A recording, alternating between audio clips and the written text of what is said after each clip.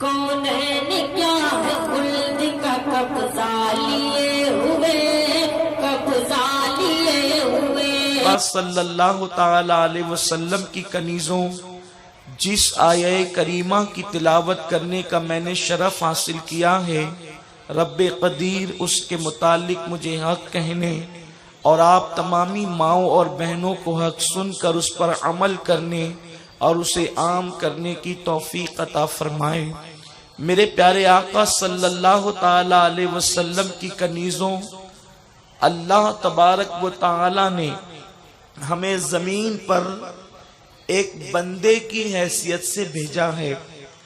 ہم زمین پر آئے ہیں کسی کے بیٹے بن کر بعد میں، کسی کی بیٹی بن کر بعد میں، کسی کی بہو بن کر بعد میں، کسی کی پوتی اور نواسی بن کر بعد میں، ہم سب سے پہلے زمین پر آئے ہیں، بلکہ زمین پر آنے سے بھی پہلے عالم ارواح میں اللہ تبارک و تعالی نے اپنے بندے اور بندیوں کو ایک رشتہ بتایا اور فرمایا الست بربکم، کیا میں تمہارا رب نہیں ہوں؟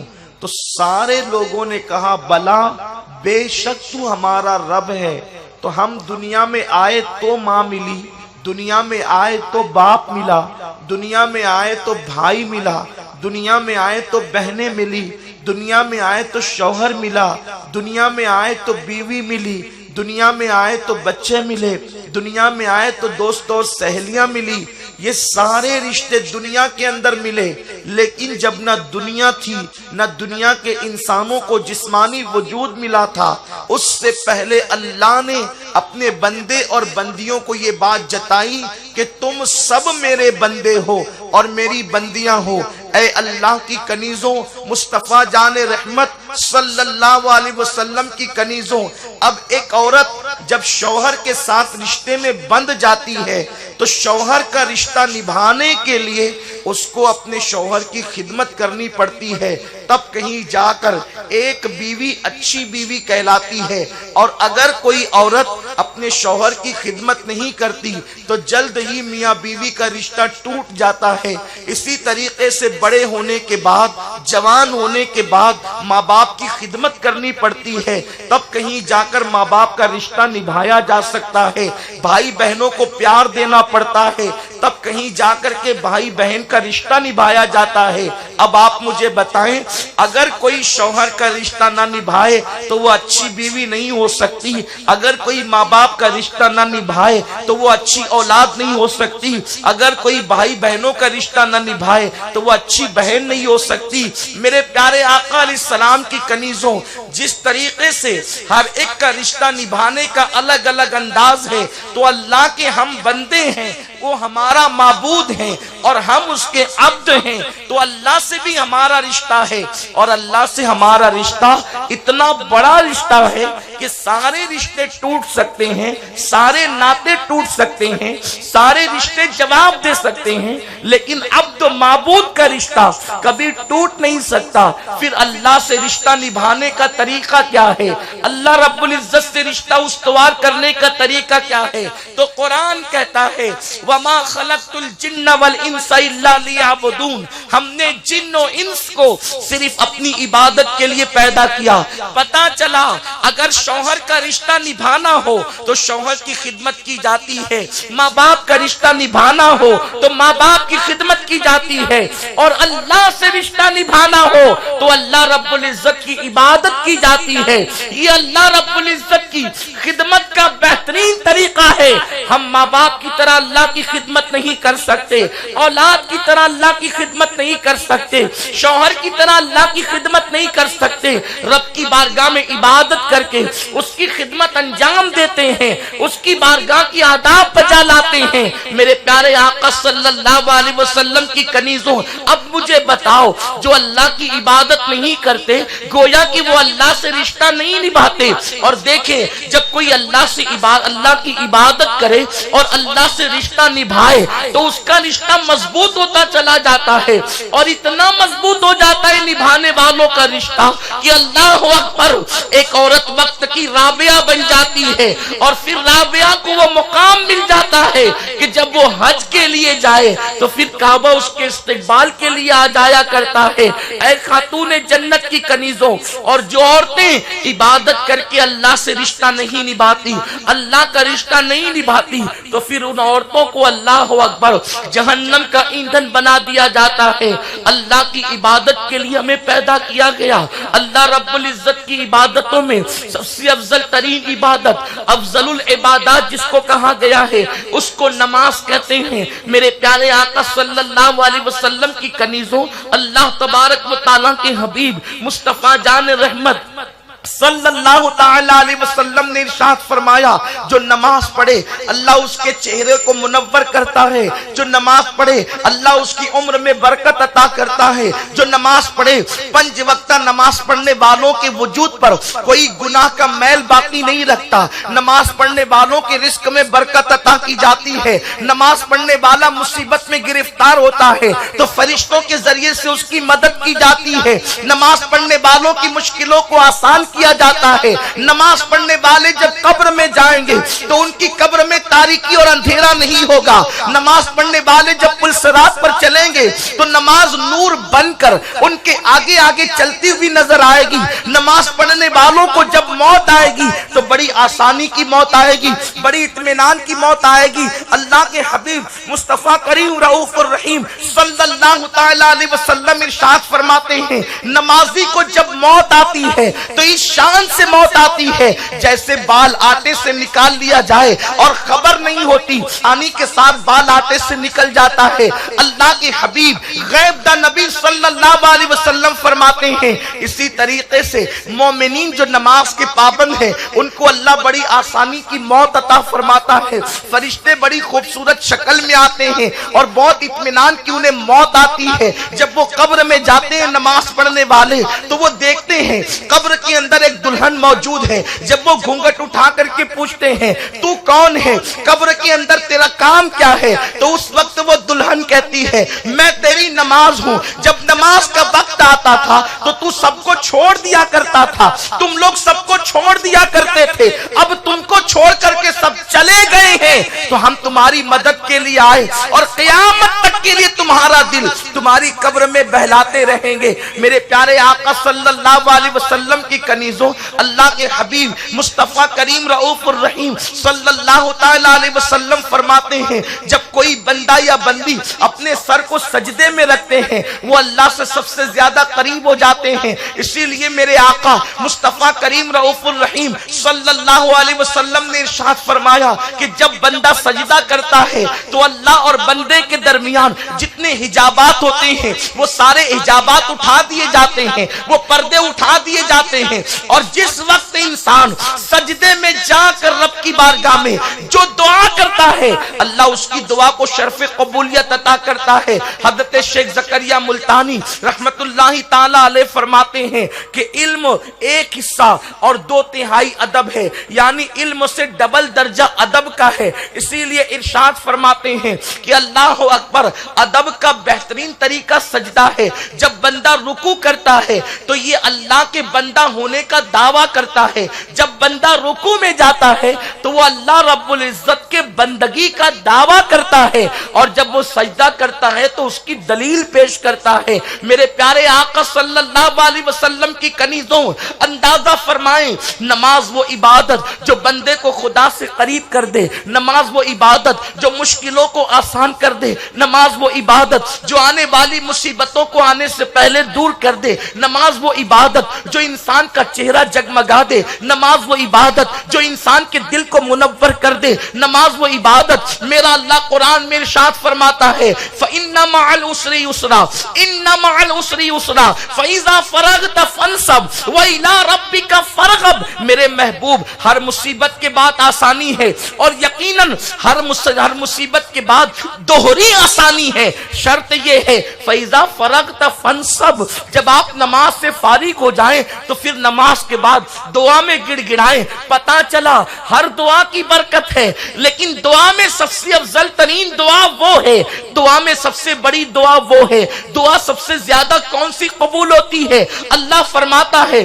حبیب جب تم نماز سے فارغ ہو جاؤ تو دعا میں محنت کرو، دعا میں گڑ گڑاؤ، اس لیے کہ نماز کے بعد کی جانے والی دعا کو اللہ کبھی رد نہیں فرماتا، نماز کے بعد کی جانے والی دعا کبھی رد نہیں کی جاتی۔ میرے آقا صلی اللہ علیہ وسلم کی کنیزوں، لیکن آقا کریم صلی اللہ علیہ وسلم نے جہاں نماز کی برکتیں بتائی، جہاں نماز کی فضیلتیں بتائی، وہیں پر میرے آقا مصطفیٰ کریم رؤوف الرحیم صلی اللہ تعالی علیہ وسلم نے یہ بھی ارشاد فرمایا کہ مسلمان اور کافر کے درمیان فرق کرنے والی چیز نماز ہے، یعنی جو مسلمان ہیں وہ نماز پڑھتے ہیں، کافر نماز نہیں پڑھتا۔ اور اللہ رب العزت قرآن مقدس میں ارشاد فرماتا ہے فَوَيْلٌ لِّلْمُصَلِّينَ الَّذِينَ هُمْ عَنْ صَلَاتِهِمْ سَاهُونَ، ان نمازیوں کے لیے تباہی ہے، ان نمازیوں کے لیے بربادی ہے، ان نمازیوں کے لیے ہلاکت ہے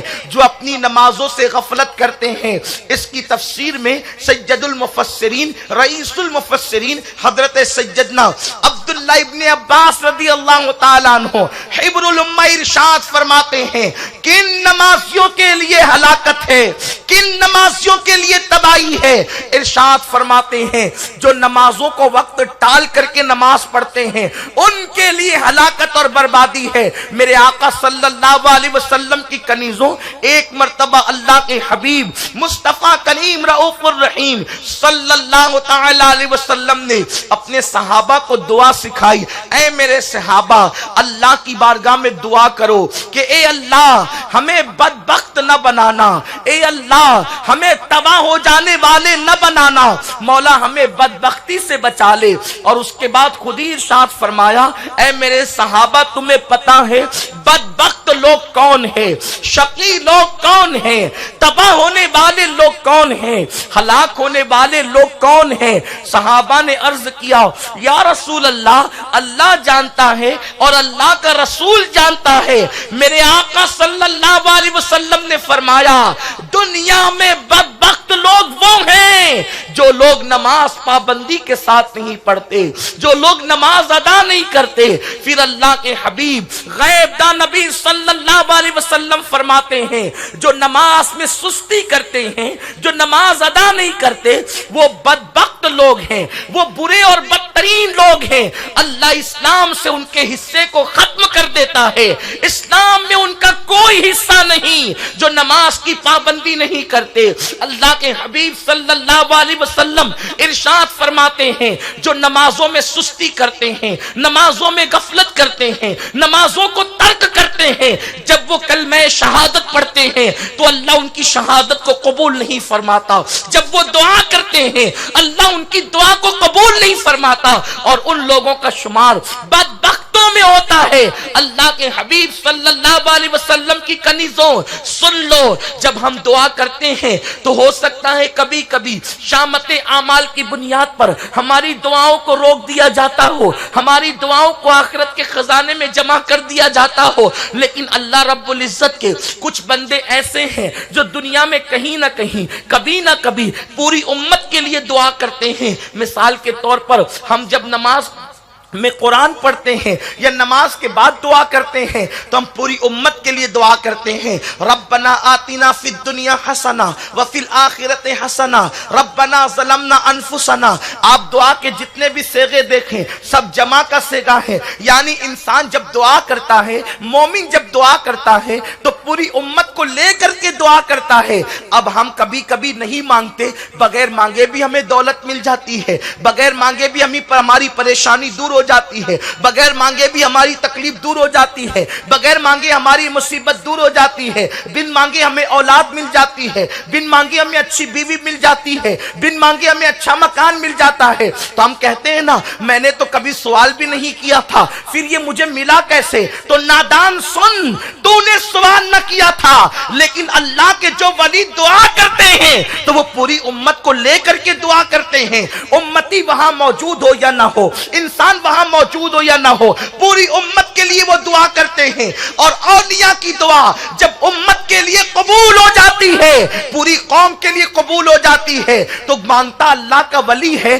اور اللہ سب کو عطا کر دیتا ہے. تو انسان سمجھتا ہے بن مانگے مجھے مل رہا ہے, بن مانگے نہیں مل رہا ہے, بلکہ تیرے پیٹھ پیچھے کوئی دعا کر رہا ہے. میرے پیارے آقا صلی اللہ علیہ وسلم کی کنیزوں, اسی لیے تو کسی نے کہا ہے کون دعاؤں میں یاد رکھتا ہے مجھے, میں ڈوبتا ہوں سمندر اچھال دیتا ہے. یہ برکتیں کیوں ملتی ہے؟ اللہ کے ولی پیٹھ پیچھے تمہارے لیے دعا کرتے ہیں. مگر سن لو, اللہ کے حبیب غیب دا نبی صلی اللہ علیہ وسلم نے ارشاد فرمایا جب کوئی نماز میں سستی کرتا ہے تو اللہ ان کو ولیوں کی دعاؤں سے محروم کر دیتا ہے, ولیوں کی دعاؤں سے ان کے حصے کو ختم کر دیتا ہے. اللہ اکبر. پتا چلا نماز ترک کرنے والوں کو اللہ کے ولیوں کی دعا سے حصہ نہیں ملتا. اب میں آپ سے پوچھنا چاہتا ہوں, جب نماز نہیں پڑھنے والوں کو, جو لوگ نماز نہیں پڑھتے ان کو اللہ والوں کی دعا سے حصہ نہیں ملتا, تو اب ہم اللہ والوں کے آستانوں پر جاتے ہیں, ولیوں کی چوکھٹ پر جاتے ہیں, ان سے کہتے ہیں آپ ہمارے لیے دعا کر دیں, آپ ہمارے رحمت و برکت کی دعا کر دیں, ہمیں یہ عطا کر دیں, ہمیں وہ عطا کر دیں. اب میں آپ سے پوچھنا چاہتا ہوں, جب اللہ کے حبیب غیب دا نبی صلی اللہ علیہ وسلم فرما رہے ہیں کہ جو لوگ نماز کو ترک کریں اللہ کے ولیوں کی دعا سے ان کا حصہ اٹھا لیا جاتا ہے, ولیوں کی دعا کی برکت بھی ان کو نہیں دی جاتی, تب آپ مجھے بتائیں ہم تو مسجدوں کو چھوڑ کر آستانوں کو آباد کرنے کے فراق میں ہیں, ہم تو مسجدوں کو چھوڑ کر آستانے آباد کرنا چاہتے ہیں. میں یہ نہیں کہتا آستانوں پہ نہ جاؤ, بالکل آباد کرو, اللہ آستانوں کو آباد رکھے, لیکن آپ سے پوچھنا چاہتا ہوں مرد مسجد میں نہیں جاتے, عورتیں گھروں کے اندر نماز کا اہتمام نہیں کرتی, اور اس کے بعد لوگ یہ سوچتے ہیں کہ ہم نماز کو ترک کر کے ولیوں کی چوکھٹ پر جائیں گے تو ہمیں منہ مانگی مرادیں مل جائے گی. لیکن جس رسول نے ولیوں کا در بتایا وہی آقا فرما رہے ہیں جب بندہ نماز چھوڑ دے تو اللہ ولی کی دعا سے اس کا حصہ اٹھا لیتا ہے, اس کو ولی کی دعا کی برکت نہیں ملتی. آقا کریم نے تو ولیوں کی چوکھٹ بتائی. میرے آقا فرماتے ہیں میری امت کے وہ لوگ جن کے چہرے نورانی ہیں, جن کو دیکھ کر خدا یاد آتا ہے, ان سے دنیا کی حاجتیں بھی مانگا کرو اور آخرت کی حاجتیں بھی مانگا کرو, اس لیے کہ اللہ نے میری رحمت کا حصہ میری امت کے ولیوں کے اندر رکھ دیا ہے. تم ان سے جو مانگو گے اللہ تمہیں عطا فرمائے گا. اے خاتون جنت کی کنیزوں, لیکن کتنا بڑا المیہ ہے, نماز ترک کرنے والوں کو ولیوں کی دعا سے حصہ نہیں ملتا, اور نماز ترک کرنے والوں کا حال کیا ہے. آئیے ایک حدیث مبارکہ بڑی طویل ہے, گنجائش رہی تو میں اس کے مفہوم کو مکمل طور پر آپ کی خدمت میں پیش کرنے کی کوشش کروں گا. اللہ کے حبیب غیب دا نبی صلی اللہ علیہ وسلم فرماتے ہیں جو نماز ترک کر دے اللہ اس کی عمر سے برکت کو اٹھا لیتا ہے. آج عورتیں لمبی عمر چاہتی ہے, طویل جوانی چاہتی ہے, ہر عورت کو یہ تمنا ہے کہ میری عمر لمبی ہو, لیکن اللہ کے حبیب فرما رہے ہیں, اور سنو یہ کسی مولوی کا قول نہیں تاکہ تم اس میں شک کر سکو, یہ کسی لیڈر کا قول نہیں کہ تم اس کا مذاق اڑا سکو, یہ کسی خطیب کا قول نہیں کہ تم اس کے اندر کیڑے نکال سکو, یہ اللہ کے حبیب کا فرمان ہے. حضور اپنی زبان سے جو کہہ دیں کائنات کا نظام درہم برہم ہو سکتا ہے, آنے والی قیامت کو لوگ آنے والی قیامت ٹل سکتی ہے, لیکن حضور کا فرمان نہیں ٹل سکتا. میرے آقا صلی اللہ علیہ وسلم کے پیارے دیوانوں اندازہ فرمائے, لوگ قیامت کی پیشن گوئیاں کرتے ہیں, لیکن لوگوں کی پیشن گوئیوں کی حقیقت کیا ہے؟ آقا جو فرما دے تمہارے منہ سے جو نکلی وہ بات ہو کے رہی. اللہ کے حبیب صلی اللہ علیہ وسلم فرماتے ہیں جو نماز کو ترک کرتے ہیں اللہ ان کی عمر میں کٹوتی کرتا ہے, ان کی عمر سے برکت کو اٹھا لیتا ہے. اب آپ سے پوچھنا چاہتا ہوں اگر ڈاکٹر کہے یہ غذا نہیں بلکہ یہ غذا استعمال کرو تاکہ تمہاری عمر بڑھ جائے گی, تم تندرست رہو گی, تم توانا رہو گی, تو نادانو تم اس پر عمل کرتی ہو, حالانکہ ڈاکٹر کی بات کی کوئی گارنٹی نہیں. یاد رکھنا جس کی عمر اللہ گھٹا دے اس کی عمر کو ایک سیکنڈ کوئی نہیں بڑھا سکتا. جاتا، لیکن غیب دان نبی صلی اللہ علیہ وسلم فرما رہے ہیں نماز چھوڑنے والوں کی عمر گھٹا دی جاتی ہے، عمر سے برکت اٹھا لی جاتی ہے۔ اس کے بعد میرے آقا مصطفیٰ جان رحمت صلی اللہ علیہ وسلم فرماتے ہیں نماز چھوڑنے والوں کے چہرے سے نورانیت چھین لی جاتی ہے۔ آج خواتین جو ہے خوبصورت کہلانے کے لیے کبھی بیوٹی پارلر کے چکر لگاتی ہے، میک اپ کا سامان ہزاروں روپے میں خرید کر کے لاتی ہیں۔ آج اللہ اکبر میک اپ پر اتنی توجہ دی جا رہی ہے، انسان کھانے پر جتنی توجہ نہیں دیتا اس سے زیادہ توجہ میک اپ پر دیتا ہے۔ لیکن میں بڑی ذمہ داری کے ساتھ قوم کی نوجوان بیٹیوں سے بھی کہنا چاہتا ہوں، خواتین اسلام کو بھی کہنا چاہتا ہوں، بیوٹی پارلر میں جا کر اپنے چہروں کو بنانے والیوں، خوبصورتی کی طرف جانے والیوں، یاد رکھنا پاؤڈر ہو یا کریم ہو یا سرخی ہو، یہ چند لمحے کی روشنی، یہ چند لمحے کا میک اپ، جب آپ نے چہرہ دھویا تو سارا کے سارا بہ گیا۔ سینکڑوں روپے خرچ کرنے کے بعد بھی 2-4 گھنٹے بھی چہرے پر آپ کا میک اپ سلامت نہیں رہ سکتا۔ اللہ اکبر۔ اور پھر حال یہ ہے کوئی ابرو بنا رہی ہے، کوئی بال کٹوا رہی ہے اور اپنے لیے جہنم کا سامان کر رہی ہے، کوئی مردوں کے پاس جا کر کے وہاں چہرے بنا رہی ہے۔ نادانوں سنو، یہ مصنوعی چہرے تمہیں کبھی بھی خوبصورت نہیں بنا سکتے۔ خوبصورتی کا راز مصطفیٰ جان رحمت نے عطا فرمایا۔ میرے سرکار فرماتے ہیں جو کثرت کے ساتھ وضو کرے گا اس کے چہرے دنیا میں بھی چمکیں گے، موت کے وقت بھی چمکیں گے اور قیامت میں بھی ان کے چہرے چمکتے نظر آئیں گے۔ میں آپ سے پوچھنا چاہتا ہوں وضو سے بڑھ کر آخر میک اپ کیا ہو سکتا ہے؟ نورانیت کیا ہو سکتی ہے؟ روشنی کیا ہو سکتی ہے؟ میرے سرکار نے تو وضو کرنے والوں کو دنیا میں بھی چمک کی بشارت عطا فرمائی اور آخرت میں بھی چمک کی بشارت عطا فرمائی۔ سرکار علیہ الصلوۃ والتسلیم نے صحابہ سے فرمایا اے میرے صحابہ میں اپنے امتیوں کو قیامت کے دن پہچان لوں گا۔ صحابہ نے عرض کی آقا وہاں تو کروڑوں لوگ ہوں گے، وہاں تو بے شمار لوگ ہوں گے، آپ کیسے پہچانیں گے؟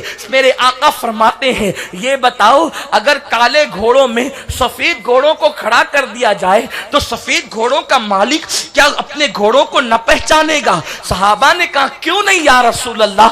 آقا فرماتے ہیں قیامت کے دن نماز پڑھنے والے جو وضو کرتے ہوں گے ان کی اعضائے وضو 14ویں رات کے چاند کے مانند چمکتے ہوں گے، میں ان کی چمک کو دیکھ کر کے پہچان لوں گا۔ اے خاتون جنت کی کنیزوں، کتنا بڑا المیہ ہے، ہم نے پیسے خرچ کر کے اپنے چہرے بنائے، لیکن آپ کو بتاؤں یہ مصنوعی چہرے اور مصنوعی میک اپ وقت سے پہلے عورتوں کو بوڑھا کر دیتا ہے،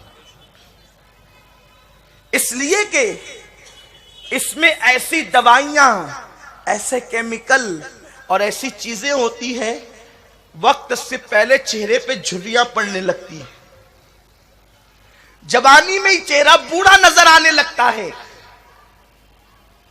یہ 4 دن کی چاندنی اور پھر ہمیشہ کی تاریکی مول مت لو، یہ 4 دن کی چاندنی پھر ہمیشہ کا اندھیرا مول مت لو۔ اگر چہرے کو چمکانا ہے نماز کی پابندی کرو۔ حضور تو فرماتے ہیں، قرآن کہتا ہے تراہم رکعا سجدا یبتغون فضلا من اللہ ورضوانا سیماہم فی وجوہہم من اثر السجود۔ اللہ کا قرآن کہہ رہا ہے جو اللہ کے لیے رکوع اور سجود کرتے ہیں اللہ سجدوں کی برکت سے ان کے چہروں کو چمکا دیتا ہے، ان کے چہروں کو رانائی عطا کرتا ہے۔ صابن کا ایجاد تو ابھی ہوا ہے، حضور کے پردہ فرمانے کے بعد ہوا ہے، صحابہ کے دور میں تو صابن بھی نہیں تھا، سیدہ فاطمہ کے دور میں تو صابن بھی نہیں تھا۔ لوگ اگر چربی والا کھانا کھا لیتے تو لوگ اپنے تلووں سے اس چربی کو صاف کرتے، اپنے سر اور اپنے داڑھی پر اس کو صاف کرتے، مٹی سے ہاتھ دھلتے۔ لوگ مٹی، اللہ اکبر، چربی دور کرنے کے لیے یوں مٹی کا سہارا لیتے۔ حضرت سیدہ ام سلمہ خود کہتی ہے حضور علیہ الصلوۃ والتسلیم جب کبھی جو ہے وہ حاجت سے باہر تشریف لاتے اور میرے آقا علیہ الصلوۃ و تسلیم قضائے حاجت سے جب باہر آتے تو سرکار دیوار پہ ہاتھ ملتے. فرماتی میں ابھی بھی تصور میں حضور کو دیکھ رہی ہوں کہ حضور باہر تشریف لا کر دیوار سے ہاتھ مل رہے ہیں. پتا چلا صابن کا تصور اس وقت نہیں تھا، لیکن وہ کیا چیز تھی کہ صحابہ کے بارے میں قرآن کہتا ہے سیماہم فی وجوہہم من اثر السجود. آپ مجھے بتائیں اگر صابن چہرے چمکاتا تو یہ چہرے سونے سونے کیوں نظر آتے ہیں؟ یہ چہرے بے رونق کیوں نظر آتے ہیں؟ یہ چہرے بے نور کیوں نظر آتے ہیں؟ سفید چمڑی کا نام نورانیت نہیں ہے، سفید چمڑی کا نام حسن نہیں ہے، اس لیے کہ انگریزوں کی چمڑیاں تو سفید ہوتی ہے لیکن چہرے دیکھ کر کے گھن آتی ہے. اللہ اللہ، بلال کے چہرے پر وہ کیا رانائی تھی کہ جنت کی حوریں تمنا کرتی تھی کہ بلال کے حسن کی خیرات ہمیں مل جائے. وہ رانائی کس چیز کا نام تھی؟ تو پتہ چلا صابن اور میک اپ انسان کے چہرے کو وہ رانائی نہیں دے سکتے جو اللہ کی عبادت عطا کرتی ہے، جو سجود عطا کرتے ہیں. آج بچیاں خوبصورت بننے کی دوڑ کے اندر لگی ہوئی ہے. اگر ٹی وی پر اشتہار آ جائے کہ فلاں کریم نیا نکلا ہے، اس کو 8 دن استعمال کرو تو چہرہ سفید ہو جائے گا، چہرہ خوبصورت ہو جائے گا، یہ لگاؤ تو چہرہ خوبصورت ہو جائے گا، تو لوگ اس کے لیے ہزاروں روپے خرچ کرتے ہیں. لیکن اللہ اکبر، اللہ کے قرآن نے کہا سیماہم فی وجوہہم من اثر السجود، سجود کی برکت سے چہرے چمکتے ہیں. اے خاتون جنت کی کنیزوں، اپنی فکر کو بدلنا ہوگا. مذہب اسلام نے تمہیں کہیں بھی یتیم نہیں چھوڑا، مذہب اسلام نے کہیں بھی تمہیں بے سہارا نہیں چھوڑا. تم مذہب سے دور ہوتے جا رہے ہو، مذہب سے دور مت جاؤ. جو مذہب سے دور جاتے ہیں وہ ہلاک کر دیے جاتے ہیں، وہ تباہ و برباد کر دیے جاتے ہیں. اے خاتون جنت کی کنیزوں، آؤ اپنے مذہب کی طرف، آؤ اپنے دین کی طرف. نمازوں میں کوتاہی کرنے والی خواتین سن لیں، اللہ کے حبیب فرماتے ہیں ان کے چہرے سے نور چھین لیا جاتا ہے جن کے چہرے سے اللہ نور چھین لے. بیوٹی پارلر اس کے چہرے کو منور کیسے کر سکتا ہے؟ نمائشی حسن اس کے چہرے کو رانائیاں کیسے دے سکتا ہے؟ اے خاتون جنت کی کنیزوں، اس کے بعد اللہ کے حبیب مصطفیٰ کریم رؤوف الرحیم صلی اللہ علیہ وسلم ارشاد فرماتے ہیں جب کوئی عورت نماز پڑھنا ترک کر دے، جب کوئی مرد نماز پڑھنا ترک کر دے تو اس کے کام لوگوں کی نظر میں مقبوض ہو جاتے ہیں، یعنی لوگ اس کے کاموں سے نفرت کرتے ہیں. آج ہر گھر میں ساس بہو کا جھگڑا ہے، نند اور بھاوج کا جھگڑا ہے، میاں بیوی کا جھگڑا ہے. اور آپ جب جھگڑے کو لے کر کے بیٹھو، اس کی پوری تفصیل سنو تو ایسا لگتا ہے کہ جھگڑے بے بنیاد ہے، لیکن گھروں میں آگ لگی ہوئی ہے، طلاق کی شرح بڑھتی جا رہی ہے. گھر گھر طلاق، گھر گھر تباہی، گھر گھر بربادی. میں کہتا ہوں یہ آگ جو لگی ہے وہ صرف بے نمازی پن کی بنیاد پر. اللہ کے حبیب نے پوری سروے رپورٹ پیش کر دیا کہ جب نماز کو ترک کرو گے تو لوگ تمہارے کام سے نفرت کریں گے. ساس بہو سے چڑھتی کیوں ہے؟ اس کے کاموں سے نفرت ہے. ننند بھاوج سے چڑھتی کیوں ہے؟ اس کے کاموں سے نفرت ہے. شوہر بیوی سے چڑھتا کیوں ہے؟ اس کے کاموں سے نفرت ہے. بیوی شوہر سے چڑھتی کیوں ہے؟ اس کے کاموں سے نفرت ہے. اور کام سے نفرت کیوں پیدا ہوتی ہے؟ اللہ کے حبیب فرماتے جو نماز چھوڑ دے لوگ اس کے کاموں سے نفرت کرتے. حالانکہ بیچاری لڑکی سوچتی ہے کہ میں شوہر کو راضی کر لوں، ساس کو راضی کر لوں، نندوں کو راضی کر لوں، دیوروں کو راضی کر لوں، جٹھانیوں کو راضی کر لوں. کیسے راضی کرو گی؟ نماز چھوڑ دی، حضور فرماتے لوگ تیرے کام سے نفرت کریں گے. اور اگر نماز پڑھے گی تو تجھ سے غلطی بھی ہو جائے تو تیری غلطیاں بھی لوگوں کو پیاری لگے گی، خطائیں بھی لوگوں کو کبھی کبھی اچھی لگنے لگتی، اس لیے کہ قربان جائیں میرے آقا فرماتے ہیں لوگوں کے دل اللہ کے دست قدرت میں، بلکہ یہاں تک فرمایا اللہ کی 2 انگلیوں کے درمیان ہے. اللہ کی انگلیاں ہماری طرح نہیں ہیں، وہ انگلیوں سے پاک ہے، جسم و جسمانیات سے پاک ہے. لیکن سمجھانے کے لیے کہ لوگوں کے دل اللہ کے اختیار میں، اس کے دست قدرت میں، اس کی انگلیوں کے درمیان ہے.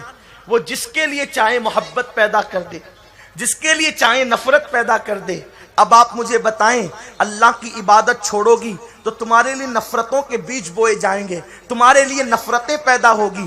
گھر گھر نفرت کدا بنا ہوا ہے، کھانا اچھا بنا رہی ہے پھر بھی گھر والوں کو اچھا نہیں لگتا، کپڑے دھل رہی ہے پھر بھی گھر والوں کو اچھے نہیں لگتے، یہ آگ کیوں لگی ہے؟ اب میں آپ سے کہنا چاہتا ہوں، اے میری قوم کی بیٹی، تو کپڑے دھلنے میں 2 گھنٹے لگاتی ہے، کھانا پکانے میں 2-3 گھنٹے لگاتی ہے، کاش کہ میری قوم کی بیٹی تو نماز پڑھنے کے لیے 20 منٹ کا وقت نکال لیتی، نماز پڑھنے کے لیے 10 منٹ کا وقت نکال لیتی۔ نماز کی برکت کیا ہے؟ تو نماز پڑھے تو چہرہ منور ہو، نماز پڑھے تو عمر میں برکت ہو، تیرے کام لوگوں کو اچھے لگنے لگے۔ اور سنو، کام کے اندر اچھائی برائی نہیں ہوتی، بلکہ جو کام خدا پسند کر لے وہ اچھے لگتے ہیں، اور جو کام خدا پسند نہ کرے وہ برے لگتے ہیں۔ ڈاکٹر اقبال سے کسی نے کہا، اقبال تمہارے شعر بڑے اچھے ہیں، تو ڈاکٹر کہتے ہیں میرا کوئی کمال نہیں ہے، یار کو پسند آ گئے، لوگوں کو پسند آ گئے، جہاں کو بھانے لگی ہے قلندری میری، وگرنہ شعر میرا کیا ہے، شاعری کیا ہے۔ بات یہ ہے جب وہ پسند کر لیتا ہے تو ٹاٹ کا پیون بھی حسین لگتا ہے، اور جب وہ ناپسند کرتا ہے تو مخمل کو بھی اتار کے پھینک دیا جاتا ہے۔ بات اس کی پسند ناپسند کی ہے، اور اس کو پسند کب آتی ہے؟ جب بندہ عاجزی کر کے اپنی سر سجدے میں رکھ دیتا ہے، اس لیے کہ اس کو عاجزی بڑی پسند ہے۔ اے خاتون جنت کی کنیزوں، تمہارے مسائل چٹکیوں میں حل ہو سکتے ہیں، ساس بہو کے جھگڑے کی کوئی حیثیت نہیں، تمہارے مسائل چٹکیوں میں حل ہو سکتے ہیں، بس اتنا کرنا ہوگا۔ تم ہر در پہ گئی ناکام لوٹی، چھوڑو سارے در اور میرے رب کا در پکڑ لو، اس کی بارگاہ میں جھک جاؤ۔ اس کی بارگاہ میں جھکنے والا کبھی ذلیل نہیں ہوتا۔ میرے آقا ارشاد فرماتے ہیں، جب کوئی بندہ اللہ کی بارگاہ میں سجدہ ریز ہوتا ہے تو اللہ فرشتوں سے کہتا ہے، فرشتوں دیکھو سب کو چھوڑ کر میرے یہاں آ گئے ہیں، مجھے اپنی عزت کی قسم، جو سر میری بارگاہ میں جھکے گا میں اس کو کبھی ذلیل ہونے نہیں دوں گا، میں اس کو بلندی ہی عطا کروں گا۔ اسی لیے آقا فرماتے ہیں، الصلاۃ معراج المومنین، نماز مومنوں کی معراج، عروج پر لے جاتی ہے نماز۔ تو نماز ترک کرنے والوں کے کام سے لوگ نفرت کرتے ہیں۔ اللہ کے حبیب علیہ الصلاۃ و تسلیم فرماتے ہیں، نماز ترک کرنے والوں کا حال یہ ہوتا ہے کہ اللہ ان کے رزق سے برکت بھی اٹھا لیتا ہے۔ آج رزق کی برکت کی شکایت، رزق کی تنگی کی شکایت کہاں نہیں، لاکھوں کمانے والے بھی تنگی کی شکایت کر رہے ہیں، سینکڑوں کمانے والے بھی تنگی کی شکایت کر رہے ہیں، نہیں کمانے والے بھی تنگی کی شکایت کر رہے ہیں۔ کیوں؟ اللہ کا در چھوٹا، اس لیے رزق سے برکت گئی۔ اتنا ہی نہیں بلکہ اللہ کے حبیب صلی اللہ علیہ وسلم نے ارشاد فرمایا، جب نماز ترک کرنے والے مرتے ہیں تو پہلے اللہ ان کو ذلیل کرتا ہے، پھر ان کو موت عطا کرتا ہے۔ یہ بڑی دردناک بات ہے۔ لوگ نماز میں سستی کرنے والے موت سے پہلے ذلیل ہوتے ہیں۔ آج نہیں دیکھتے، ماں بوڑھی ہے، کوئی کہتا ہے بیٹے نے گھر سے باہر نکال دیا، علماء تقریر کر رہے ہیں اپنے ماں باپ کو گھر سے باہر مت نکالو، لیکن آپ نے اپنی جوانی میں کیا گل کھلائے، آپ نے اللہ رسول کو کیسی کیسی اذیتیں پہنچائی۔ اللہ کے حبیب نے فرمایا، نماز میں میری آنکھوں کی ٹھنڈک ہے۔ اے بوڑھی ماں، آج تجھے گھر سے نکالا گیا تو تو 4 آنسوؤں سے رو رہی ہے، تیرا بیٹا تیرا باغی ہو گیا تو تو رو رہی ہے، کیوں ہوا بیٹا باغی؟ اللہ کے حبیب صلی اللہ علیہ وسلم فرماتے ہیں، جو شخص نماز عصر کو ترک کر دے، اللہ اس کی اولاد کو اس کا نافرمان بنا دیتا ہے، اس کی اولاد کو اس کا باغی بنا دیتا ہے۔ آپ کہاں ہیں؟ نماز سے صرف جنت نہیں ملے گی، جو نماز جنت تک لے جا سکتی ہے وہ نماز دنیا کی آرائش نہیں دلا سکتی۔ لیکن ہم نے نماز کو وہ قدر نہیں کی جو نماز کی قدر کرنی چاہیے تھی، جو نماز کو اہمیت دینا چاہیے تھا، ہم نے نماز کو اہمیت نہیں دی۔ اولاد باغی کیوں ہوئی؟ औलाद नाफरमान क्यों हुई? नमाज के तर्क की बुनियाद पर। और ये कोई कहानी किस्सा नहीं है, मेरे सरकार की हदीस से सही है।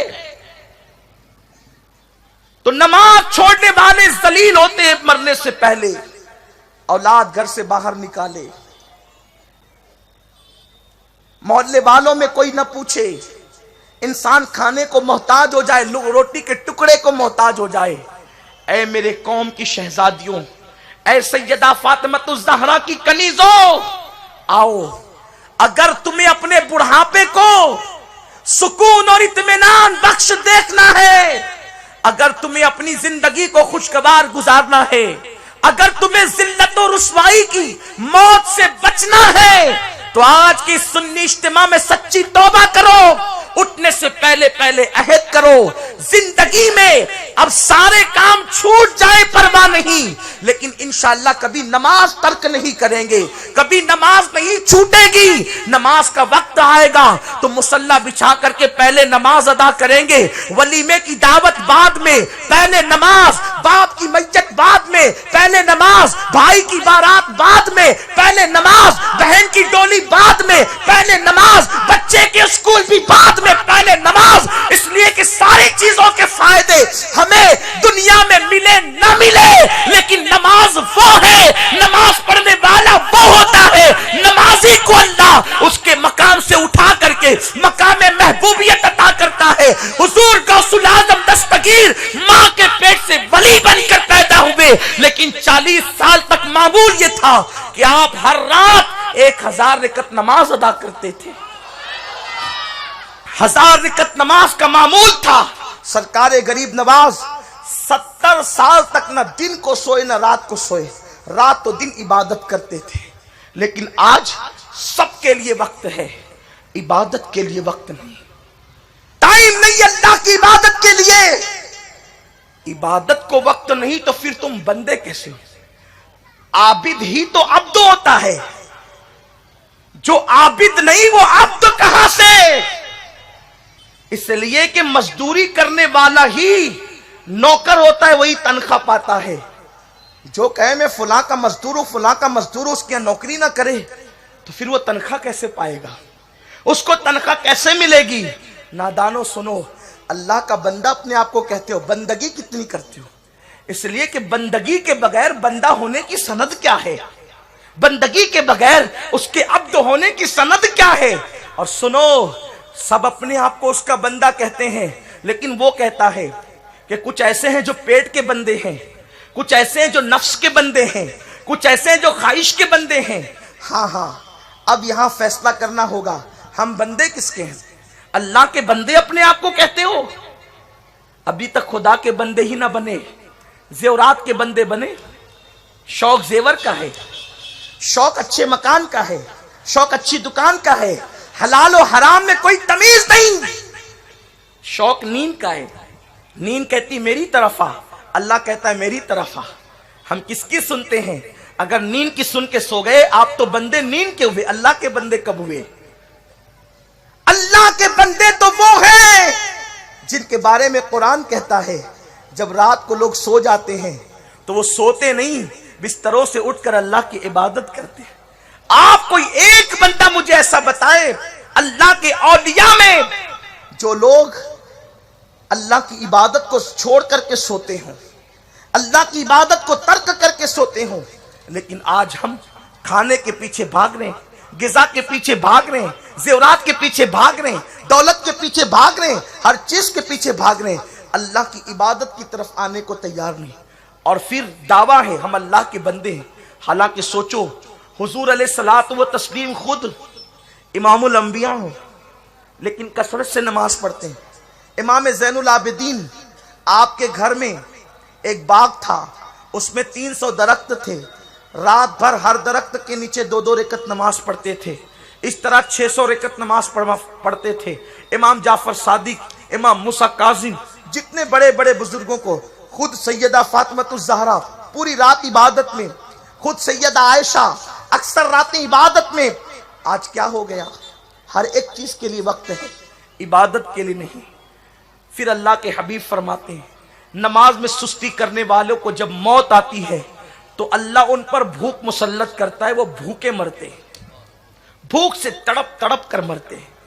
کتنی دردناک موت ہے بے نمازیوں کے لیے۔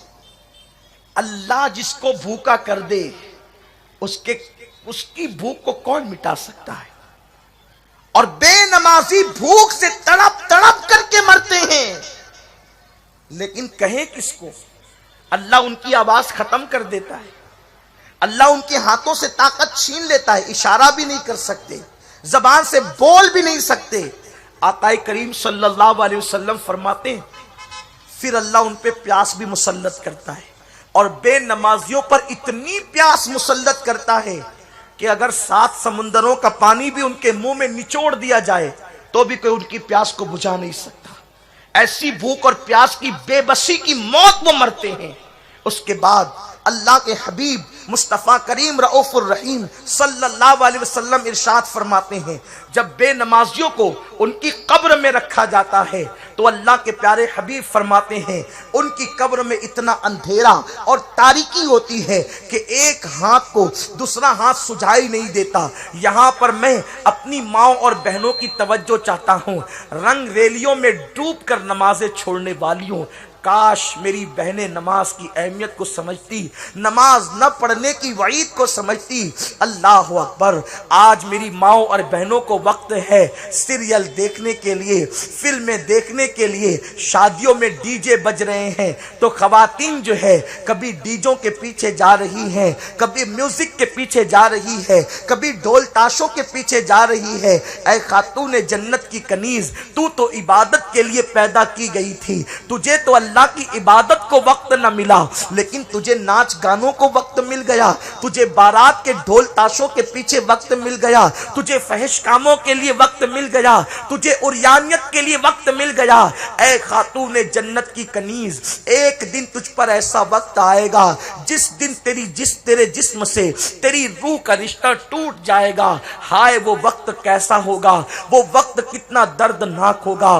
بے نمازی پن کی وجہ سے تجھ پر بھوک مسلط ہوگی، تجھ پر پیاس مسلط ہوگی، تجھ پر ذلت مسلط ہوگی، بے کسی اور بے بسی کی موت تجھے آ رہی ہوگی۔ اللہ اکبر، اس وقت کی داستان کس سے کہیں؟ کون مددگار ہے؟ نہ شوہر، نہ ماں، نہ باپ، لوگ سرہانے کھڑے ہیں لیکن کوئی فریاد سننے والا نہیں، کوئی مدد کرنے والا نہیں۔ اے میری بہن آجا، آج اس سنی اجتماع میں سچے دل سے رب کی بارگاہ میں توبہ کر لے، گڑ گڑا لے، تاکہ تجھے بھوک اور پیاس کی ذلت کی موت نہ آئے۔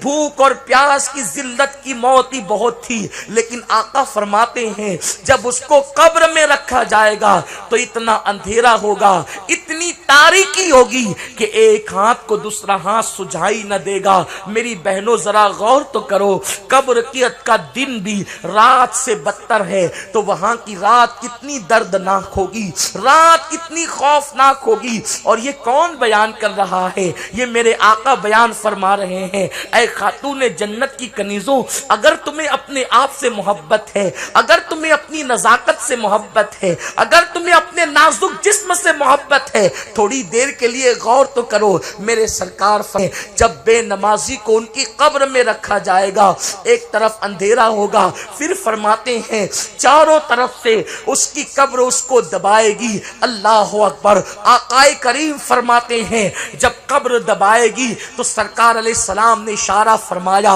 اس کی دونوں پسلیاں آپس میں مل جائے گی۔ اللہ کے حبیب ایک مرتبہ 6 مہینے کے بچے کے جنازے میں گئے، ایک ننھا سا بچہ جس کی عمر 6 مہینے کی تھی، میرے سرکار اس کے جنازے میں گئے اور جنازے میں جانے کے بعد حضور کی آنکھوں میں آنسو آ گئے۔ صحابہ عرض کرتے ہیں یا رسول اللہ آپ کیوں رو رہے ہیں؟ میرے سرکار فرماتے ہیں اس 6 مہینے کے بچے کو بھی قبر نے دبایا۔ اللہ اکبر، آقا کریم فرماتے ہیں اگر قبر کسی کو دبانے سے رکی رہتی تو اس بچے کو نہ دباتی، لیکن قبر نے اس بچے کو بھی دبایا۔ اے خاتون جنت کی کنیزوں، آپ جانتی ہیں جب سیدہ زینب بنت محمد میرے سرکار کی شہزادی سیدہ زینب کا وصال ہوا، حضور ان کی قبر میں کھڑے ہو گئے اور چہرہ متغیر ہو گیا۔ صحابہ کرام نے سرکار کے چہرے پہ تبدیلی کے آثار دیکھے، آنکھوں میں آنسو دیکھے، تو سرکار جب قبر سے باہر ہوئے حضور کے ہونٹوں پہ تبسم تھا۔ آقا سے پوچھا سرکار آپ زینب کی قبر میں اتر گئے اور آپ کا چہرے پہ تغیر کے آثار تھے، سرکار آپ کی آنکھ میں آنسو تھے۔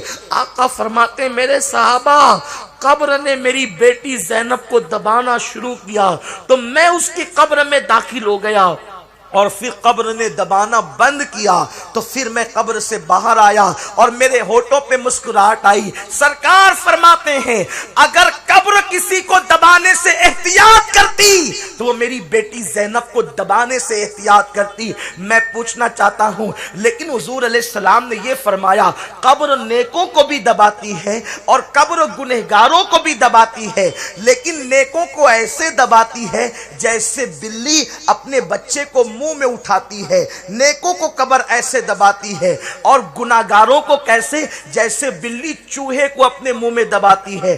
بلی اپنے بچے کو منہ میں اٹھاتی ہے تو انہی دانتوں سے اٹھاتی ہے، لیکن بچے کے جسم پر خراش تک نہیں آتی، کیونکہ بلی ممتا کے ساتھ اٹھاتی ہے نا بچے کو، اور چوہے کو ایسا پکڑتی ہے کہ اس کی گردن سے خون ٹپکنے لگتا ہے، یعنی دشمنی سے اٹھاتی ہے۔ میرے سرکار فرماتے ہیں کوئی سیدہ زینب کے بارے میں یہ نہ سوچے، سیدہ زینب بنت فاطمہ کے بارے میں کہ قبر نے ان کو عذاب کے طور پہ دبایا، نہیں، بلکہ آقا نے فرمایا قبر جب نیکوں کو دباتی ہے تو ایسے جیسے ماں اپنے بچھڑے ہوئے بچے کو آگوش میں دباتی ہے، اس شان سے۔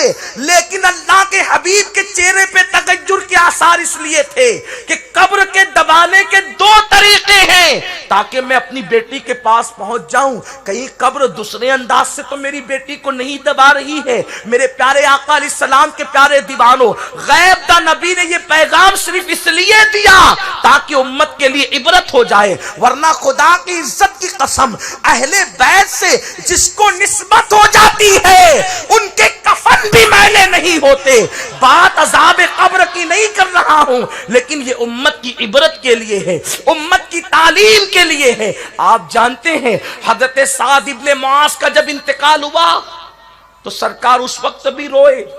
سرکار فرماتے اگر قبر کسی کو دبانے سے احتیاط کرتی تو سعد ابن معاذ کو نہ دباتی۔ یہ اتنا نیک آدمی تھا کہ اس کے جنازے میں 70,000 فرشتے آئے، لیکن قبر نے اس کو اس لیے دبایا کہ جب یہ استنجا کرتے تھے تو پانی اتنا استعمال نہ کرتے تھے جتنا استعمال شرعی طور پہ کرنا چاہیے، یعنی طہارت لیتے ہوئے کچھ کمی کر دیتے تھے، قبر نے دبایا۔ حالانکہ حضور کے صحابی ہیں، 70,000 فرشتے ان کی میت میں آئے، لیکن آقا کا یہ بیان کرنا اس لیے نہ تھا کہ صحابہ کو قبریں دبا رہی ہے، بلکہ امت کی تعلیم کے لیے تھا۔ اے خاتون جنت کی کنیزوں، عبرت حاصل کرو، میرے بھائیوں کو بھی کہتا ہوں عبرت حاصل کرو۔ اللہ اکبر، وہ قبر کا دبانا اور کسی کا موجود نہ ہونا، آقا فرماتے ہیں بے نمازیوں کو جب قبر دبائے گی تو ان کی پسلیاں ایک دوسرے میں آپس میں مل جائے گی۔ اس طریقے سے ہائے 20 منٹ کا وقت نہ نکال کر کتنا بڑا نقصان کیا، 15 منٹ کا وقت نماز کے لیے نہ نکال کر کتنا بڑا نقصان کیا۔ نماز فجر میں نرم نرم گدوں پہ نماز چھوڑنے والوں، آخر 20 منٹ سو کر کے تمہیں کیا مل جائے گا؟ 15 منٹ زیادہ سو کر کے تمہیں کیا مل جائے گا؟ ہوش کے ناخن لو، جاگنا ہے جاگ لے، افلاک کے سائے تلے حشر تک سوتا رہے گا، خاک کے سائے تلے۔ آج اٹھ کر عبادت کر، فجر کی نیند قربان کر، راتوں کی نیند قربان کر، ورنہ جب مر کر کے مٹی کے نیچے دفن ہوگے تو پھر وہاں پڑے رہو گے، جسم سے بدبو آئے گی۔ اللہ اکبر، آج اپنی پسلی پر اگر لگ جائے تو کتنی تکلیف ہوتی ہے، پسلی زخمی ہو جائے تو اس کا آپریشن بھی لوگ نہیں کرنا چاہتے. کتنی تکلیف ہوتی ہے. میری قوم کی بچیوں، صنف نازک کہلانے والیوں، اگر کوئی تمہارے بدن پہ پتھر مار دے تو تم بے چین ہو جاتی ہو. اے میری قوم کی بیٹیوں، اے کنیزان فاطمہ، ذرا اپنے آپ پہ رحم کرو. اللہ کے حبیب نے فرمایا پسلیاں دبا دیتی ہے. اسی پہ بس نہیں، اللہ کے حبیب غیب دا نبی صلی اللہ علیہ وسلم فرماتے بے نمازی کو جب اس کی قبر میں رکھا جاتا ہے تو اس پر ایک اژدہا مقرر کیا جاتا ہے. اس کا نام شجاع اقرا، بہادر سانپ، گنجا بہادر اس کا نام ہے.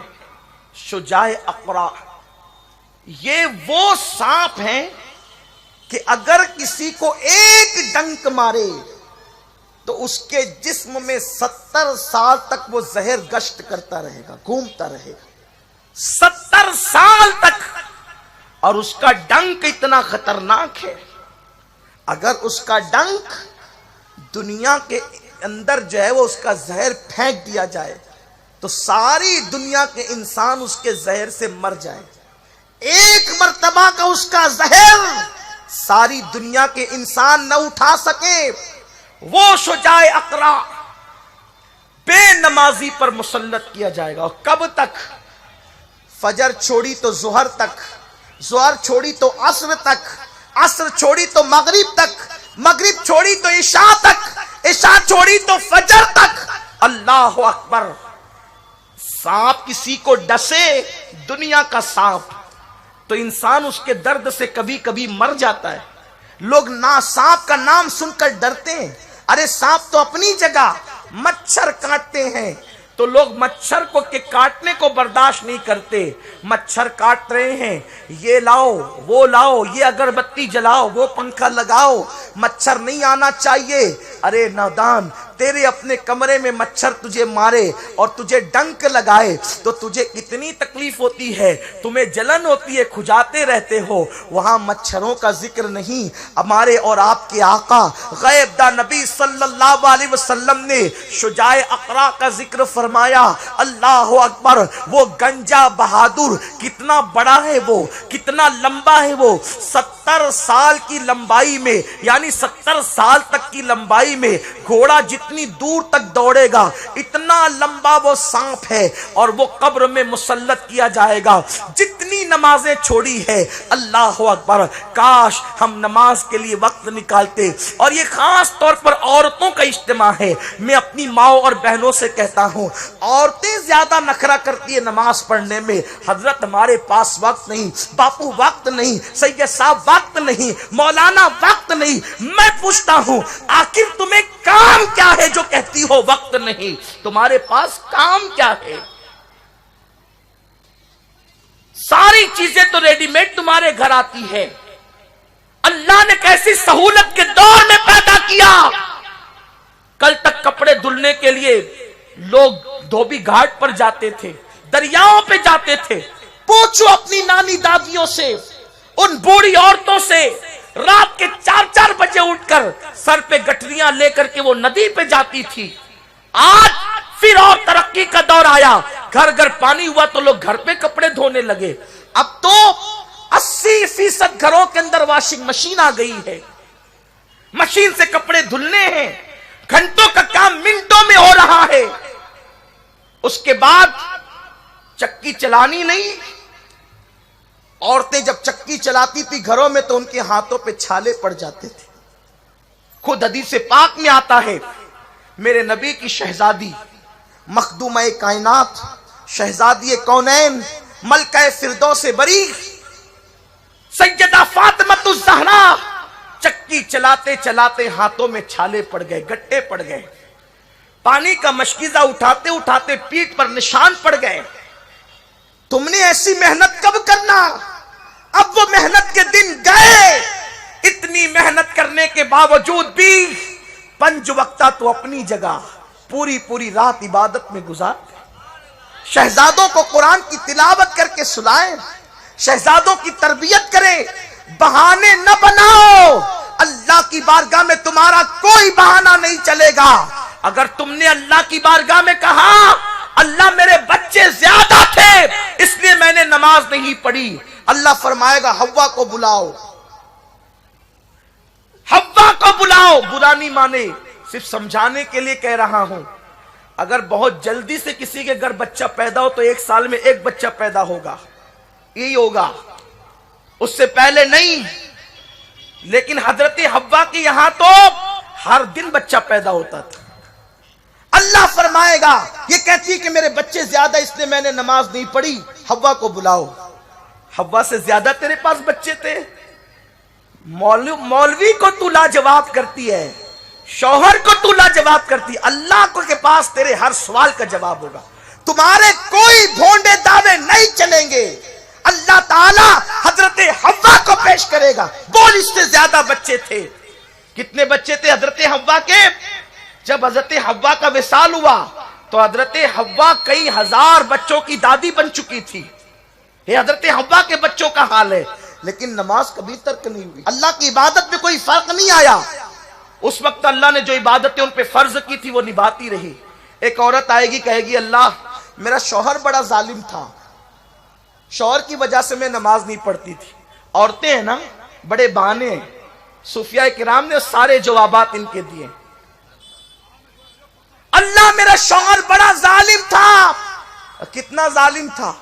سالن میں نمک ہونے پہ مارتا تھا. اتنا ظالم تھا، مارتا ہی تھا نا. اللہ فرمائے گا بلاؤ آسیہ کو اور پوچھے گا پوچھ آسیہ سے کیا تیرا شوہر آسیہ کے شوہر سے زیادہ ظالم تھا؟ آسیہ کا شوہر کتنا ظالم تھا؟ جس کا نام فرعون، جس کو دنیا فرعون کہتی ہے. فرعون نے کیا کیا؟ آسیہ کو کہا آسیہ اللہ کی عبادت نہ کرنا. آسیہ نے کہا میں تو کروں گی. اس نے کہا دیکھ اگر تو نے اللہ کی عبادت کی انجام بھیانک ہوگا. آسیہ نے کہا جو چاہے کر لے خدا کی عبادت چھوڑ نہیں سکتی. اس نے کہا پھر دیکھ انجام کیا ہوتا ہے. اس نے حضرت آسیہ کو ہاتھ اٹھا کر کے دیوار سے ٹیک لگا کے کھڑا کر دیا. آسیہ کے ہاتھ اٹھ گئے. روایتوں میں آتا ہے آسیہ کی ہتھیلی میں اس نے کیل ٹھکوائی، آسیہ کے سینے میں کیل ٹھکوائے، آسیہ کے گھٹنوں میں کیل ٹھکوائے، آسیہ کے پنجوں میں کیل ٹھکوائے، اور آخری میں آسیہ جس پیشانی سے سجدے کرتی تھی اس پیشانی میں اس نے کیل ٹھکوائے اور ہر کیل ٹھکواتے ہوئے کہتا رہا اب بھی اللہ کی عبادت چھوڑ دے میں تجھے چھوڑ دوں گا. آسیہ نے کہا ایک جان کیا ہے، ہزاروں جان چلی جائے اللہ کی عبادت نہیں چھوڑ سکتی. اللہ فرمائے گا تیرا شوہر آسیہ سے زیادہ ظالم تھا. آسیہ کی یہی استقامت ہے، آسیہ کی یہی سجدے سے محبت ہے، آسیہ کی یہ اللہ سے محبت ہے کہ اللہ رب العزت نے اپنے محبوب سے کہلوایا کہ جنت میں جب آسیہ داخل ہوگی تو اللہ تعالیٰ آسیہ کا نکاح ہمارے آقا سے فرمائے گا. آسیہ جنت میں میرے حضور کے نکاح میں آئے گی اور حضور کی دلہن بننے کا شرف ان کو حاصل ہوگا. جو ازواج ہے وہ تو رہے گی لیکن کچھ اور بھی بڑھے گی. جیسے حضرت آسیہ حضور کے نکاح میں آئے گی، حضرت مریم بھی حضور کے نکاح میں آئے گی. اس طرح سے کچھ عورتوں کا ذکر آیا ہے. تو اللہ کے یہاں کوئی بہانہ نہیں چلے گا آپ کا، اس لیے بہانے نہ بناؤ. اگر اپنی آخرت اور دنیا کو بہتر بنانا ہے سچی توبہ کرو، نکلو بہانوں سے. حدیث پاک مزید اور بھی اس کی تشریح موجود ہے لیکن میں اپنی گفتگو کو سمیٹ لوں اور اپنی بہنوں کو یہ پیغام دے کر کے جاؤں. سنی دعوت اسلامی کا اجتماع صرف بھیڑ اکٹھا کرنے کے لیے نہیں ہے بلکہ زندگیوں میں انقلاب پیدا کرنے کی، زندگیاں بدلنے کے لیے ہے. اگر یہاں آنے والی بہنیں نماز کا شوق لے کر جاتی ہے تو مجھے امید ہے ہمارا آنا کامیاب، آپ کا آنا کامیاب، ہمارا بلانا کامیاب، آپ کا آنا کامیاب. بدلو اپنی زندگی کو. اور ایک بات بتاؤں، جب ماں نماز پڑھے گی نا تو اولاد کو نہیں کہنا پڑے گا نماز پڑھو، اولاد خود بخود نماز کی پابند ہوگی. بابا فرید کو نماز کا پابند ان کی امی نے بنایا، محبوب الہی کو نماز کا پابند ان کی امی نے بنایا، غوث الاعظم دستگیر کو نماز کا پابند ان کی امی نے بنایا. مائیں پابند بناتی ہے. پوری تاریخ آپ اٹھا کر کے دیکھ لیں. मौला हुसैन को नमाज का पाबंद उनकी अम्मी ने बनाया, लेकिन माँ नमाज नहीं पढ़ती। सीरियल के लिए टाइम है, नमाज के लिए टाइम नहीं। गीबत के लिए टाइम है, नमाज के लिए टाइम नहीं। नमाज की अहमियत पता नहीं है, नमाज क्या है। हुजूर अलैहिस्सलाम जब बेचैन होते तो बिलाल से कहते अरहना या बिलाल, बिलाल मुझे राहत पहुंचा। बिलाल कहते कैसे? सरकार फरमाते अजान दे, मैं नमाज पढ़ूंगा और अपने दिल को सुकून अता करूंगा। जो रसूल हर बेचैन दिल का चैन है, वो रसूल नमाज पढ़कर अपने दिल को सुकून अता करना चाहते हैं। और हम अपनी बेकरारी का इलाज सीरियलों में ढूंढ रहे हैं, गुनाहों में ढूंढ रहे हैं, बदअमालियों में ढूंढ रहे हैं, बदकारियों में ढूंढ रहे हैं। अल्लायाज़ु बिल्लाह, आज पैसे इतने प्यारे हो गए, दौलत इतनी प्यारी हो गई, नमाज से कोई सरोकार ही नहीं रहा। और थोड़ी सी दौलत आई तो अल्लाह की इबादत से रही सही दिलचस्पी भी खत्म हो गई। याद रखना, दौलत तो साये की तरह है, सुबह किसी के आंगन में, दोपहर किसी के आंगन में, शाम किसी के आंगन में। मेरी बहनों, नमाज की बरकत ने फकीरों को बादशाह बनाया और नमाज से गुरूर करने वालों को अल्लाह ने बादशाह से उतार करके फांसी के फंदे पे चढ़ा दिया। इसलिए याद रखना, अल्लाह की इबादत से गुरूर करके कभी तरक्की नहीं मिलेगी, हमेशा जिल्लत मिलेगी, हमेशा रुसवाई मिलेगी। ऐ खातून जन्नत की कनीजों, आओ आज पुख्ता अहद करते हैं, दुनिया इधर की उधर हो जाए लेकिन हम कभी नमाज तर्क नहीं करेंगे। हमारे घरों में इस्लामी माहौल बनाएंगे। और मैं ये कहता हूँ, नमाज के लिए वक्त ही कितना लगता है।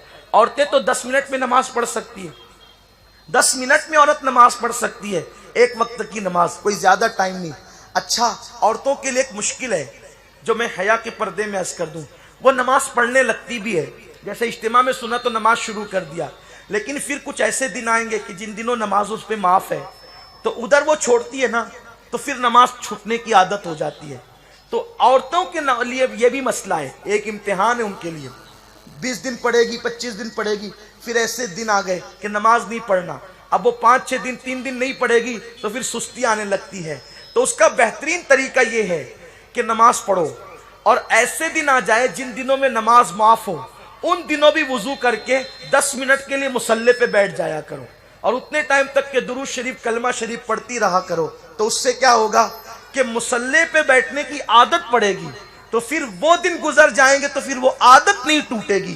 तो इंशाअल्लाह ताला उन दिनों भी मेरी बहनें नमाज, यानी कि उन दिनों की वजह से नमाज की आदत नहीं टूटेगी और जिंदगी भर वो नमाज की पाबंद रहेगी। उन दिनों नमाज नहीं पढ़ना, लेकिन उन दिनों जो है वो मुसल्ले पे 10 मिनट 5 मिनट बैठ जाना, उसकी भी बरकत मिलेगी आपको इंशाअल्लाह तबारक व ताला। और बच्चे जब माँ को सजदा करते देखते हैं तो बचपने से वो मुसल्ले पे गिरने लगते हैं और उसकी बरकत से उनके अंदर नमाज का शौक पैदा होता है। सुन्नी दावत इस्लामी सिर्फ जवानों को नहीं, सिर्फ बूढ़ों को नहीं, सिर्फ मर्दों को नहीं, सिर्फ औरतों को नहीं, सुन्नी दावत इस्लामी नन्हे नन्हे बच्चों को भी आशिक रसूल बनाना चाहती है। और वो माशरा जो मदीने मुनव्वरा में मेरे आका ने पैदा किया था, उसकी झलकी हम अपनी कौम को देना चाहते हैं। काश वो दिन जल्द आए कि हर बच्चा आशिक रसूल हो जाए, हर बच्ची आशिक रसूल हो जाए। उसके लिए सुन्नी दावत इस्लामी कभी इज्तिमात करती है, कभी दर्स के प्रोग्राम करती है, कभी मस्जिदों में प्रोग्राम करती है, कभी औरतों के दरमियान प्रोग्राम करती है। और मुस्तकिल बच्चों की तरबियत के लिए सुन्नी दावत इस्लामी ने मुख्तलिफ शहरों में अलग अलग इंग्लिश स्कूलों का क़याम किया है। अल्लाह हमारे अमीर मोहतरम को सलामत रखे। उनकी फिक्र को हम जो है वो क्या कह सकते हैं, दुआ दे सकते हैं, दुआ के सिवा क्या। अमीर सुन्नी दावत इस्लामी की फिक्र को हजारों सलाम कि उन्होंने कौम की जरूरत को महसूस किया कि बच्चे स्कूलों में जाकर के बिगड़ रहे हैं, तो क्यों ना ऐसा स्कूल हो जो इश्क रसूल के माहौल से सरशार हो, जो इस्लामी माहौल के अंदर हो।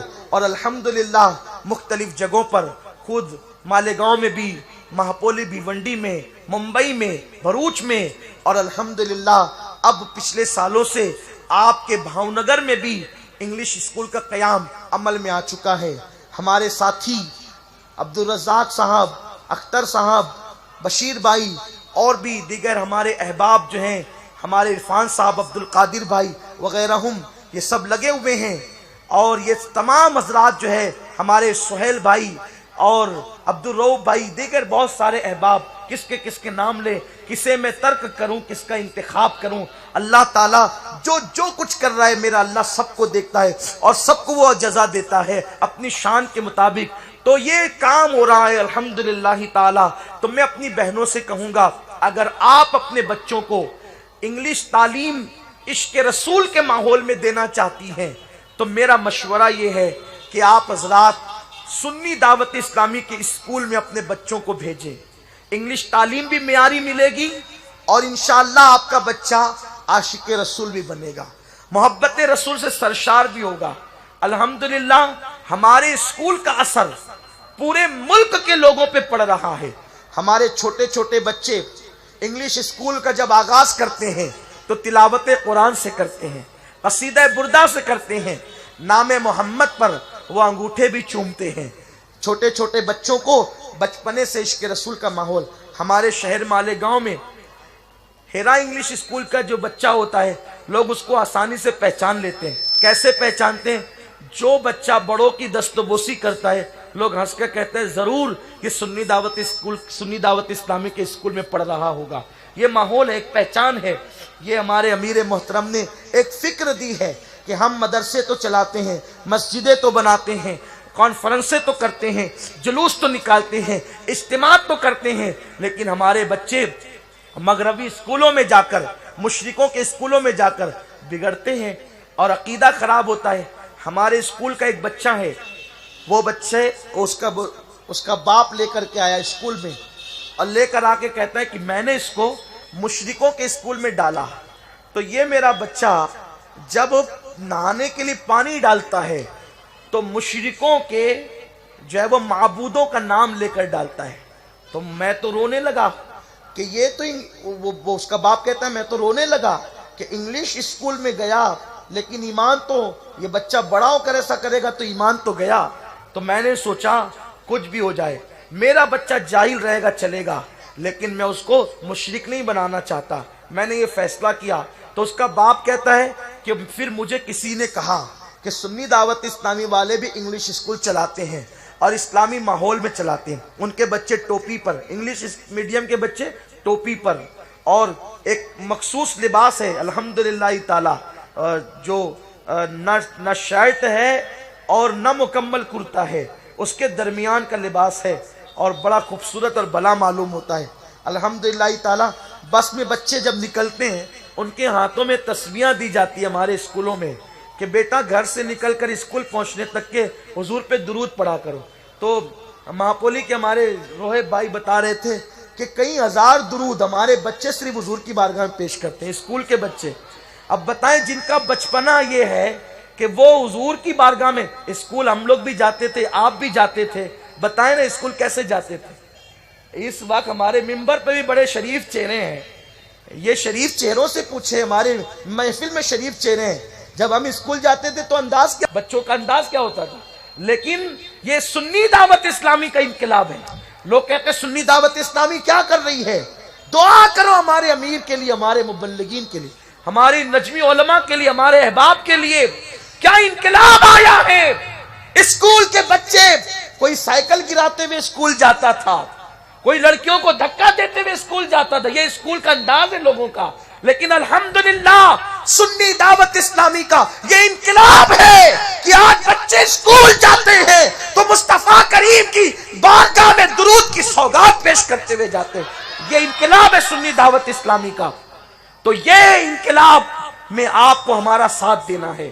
یہ انقلاب کسی حکومت کے خلاف نہیں ہے، یہ انقلاب کسی شخصیت کے خلاف نہیں ہے، یہ انقلاب اسلام دشمنی کے خلاف ہے، یہ انقلاب گناہوں کے خلاف ہے، یہ خلاف ہے، یہ انقلاب جو ہے بدعقیدگی کے خلاف ہے، الحاد اور بے دینی کے خلاف ہے۔ آئیے ہم سب اس انقلاب کا حصہ بن جائیں، اس لیے کہ یہ قافلہ سوئے حرم جا رہا ہے، یہ قافلہ نالین رسالت کے قریب جا رہا ہے، کیونکہ ہم نے محسوس کیا کل بھی اس قوم کو عزت ملی تھی حضور کے قدموں کی بنیاد پر، اور آج بھی اس قوم کو عزت ملے گی حضور کے قدموں میں آنے کی بنیاد پر۔ اس لیے سنی دعوت اسلامی کسی شخصیت کے قریب نہیں، بلکہ آپ کو حضور کے قریب کرنا چاہتی ہے، آپ کے بچوں کو حضور کے قریب کرنا چاہتی ہے۔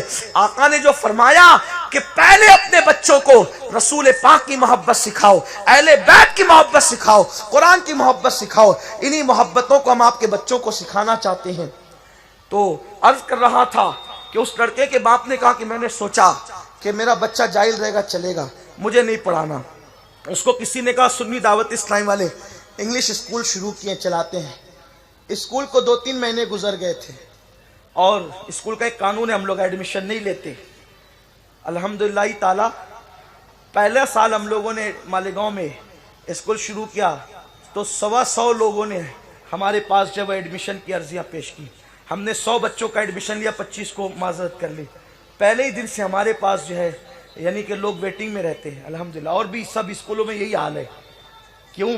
اس لیے کہ یہ ہمارا کوئی کمال نہیں ہے، یہ حضور کے کرم کی بات ہے، یہ ان کی عنایتیں، اللہ ان کی عنایتیں ہمیشہ شامل حال رکھے۔